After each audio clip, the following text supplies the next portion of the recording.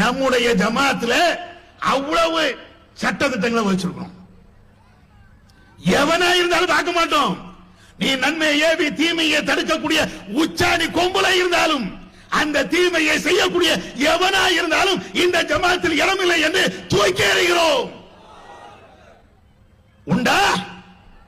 எத்தனை ஜமாத்து?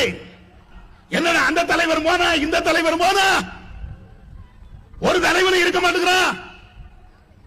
இன்னும் சொல்ல போனா சில பேரு நீ வா நீ வா நீ வான்னு கூப்பிடுறான். நம்ம இங்க இருந்து இந்த ஆயத்துக்கு இந்த ஹதீஸுக்கு மாற்றமா நடந்த நீ போ, இங்க இடமில்லை.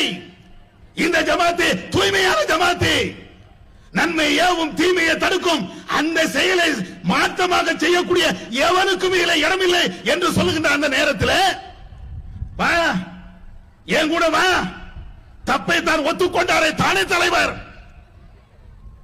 எதப்ப தானே தலைவர்? ஒரு தவறை செய்துவிட்டு ஒரு தீமையை மக்களுக்கு மத்தியில் தெளிவாக இது தப்பு என்று சொல்லிவிட்டு அந்த தீமையை நானே செய்துவிட்டு அந்த தீமைக்கு நானே வக்காலத்து வாங்கினால் தானே தலைவனா? இதுதான் இந்த ஆயத்து பேசுகிறதா? நாளை மறுமையிலே கழுத மாதிரி நரகத்திலே அவர்கள் சுற்றி வருவார்கள் என்று சொன்ன அந்த எச்சரிக்கை யாருக்கு?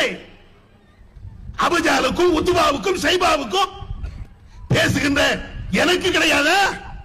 கேட்கக்கூடிய உங்களுக்கு கிடையாதா? இதற்கு முன்னால் இதே மேடைகளில் பேசின மற்ற அறிஞர் பெருமக்களுக்கு கிடையாதா?